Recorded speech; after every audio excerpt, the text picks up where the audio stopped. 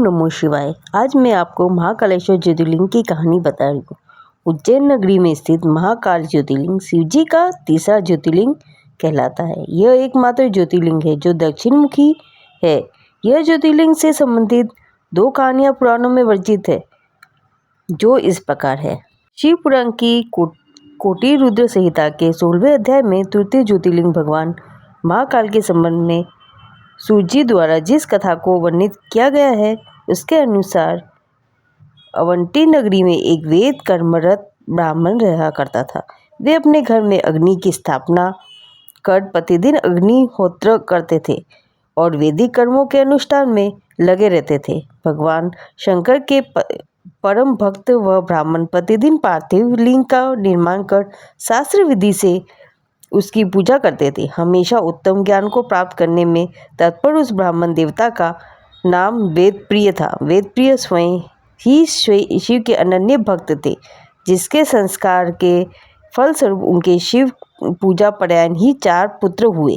वे तेजस्वी तथा माता पिता के सद्गुणों के अनुरूप थे।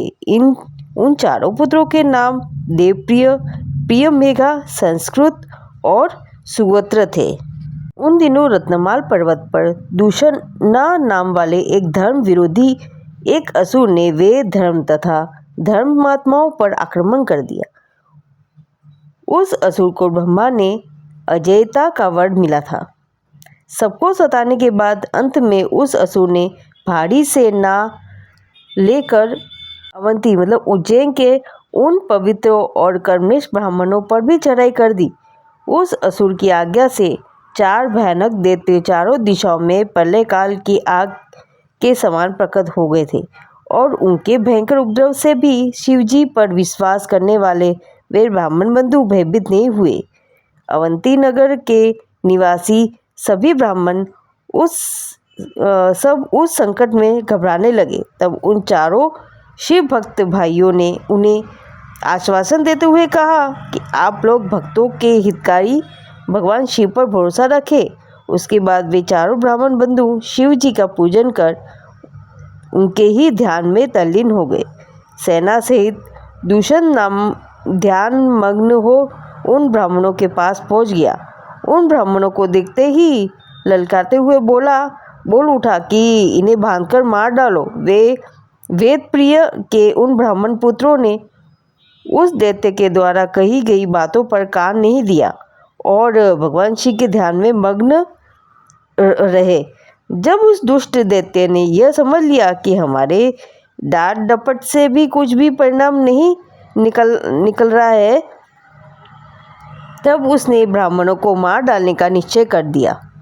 उसने ज्यों ही उन शिव भक्तों के प्राण लेने हुए शस्त्र उठाया, त्यों ही उनके द्वारा पूजित उस पार्थिव लिंग की जगह गंभीर आवाज के साथ एक गड्ढा प्रकट हो गया। तत्काल उस गड्ढे से विकट और भयंकर रूपधारी भगवान शिव प्रकट हो गए।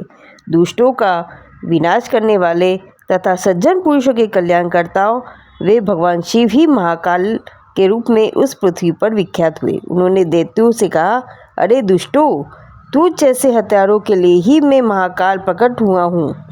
इस प्रकार धमकाते हुए महाकाल भगवान शिव ने अपने हुंकार मात्र से ही उन दैत्यों को भस्म कर डाला।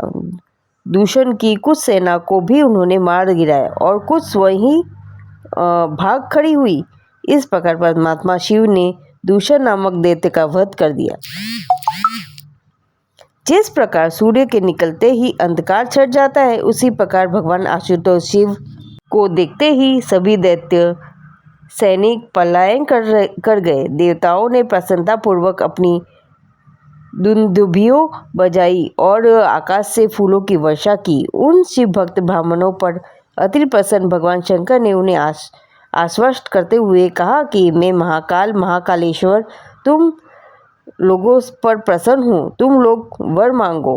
महाकालेश्वर की वाणी सुनकर भक्ति भाव से पूर्ण उन ब्राह्मणों ने हाथ जोड़कर विनम्रतापूर्वक कहा, दुष्टों को दंड देने वाले महाकाल शंभु, आप हम सबको इस संसार सागर से मुक्त कर दे। हे भगवान शिव, आप आम जनता के कल्याण तथा उनकी रक्षा करने के लिए यही हमेशा के लिए विराजित हो।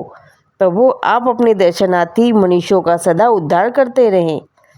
भगवान शंकर ने ब्राह्मणों को सद्गति प्रदान की और अपने भक्तों की रक्षा के लिए उस गड्ढे में स्थित हो गए। इस गड्ढे के चारों ओर की लगभग 3-3 किलोमीटर भूमि लिंग रूपी भगवान शिव की स्थली बन गई। ऐसे भगवान शिव इस पृथ्वी पर महाकालेश्वर के नाम से प्रसिद्ध हुए।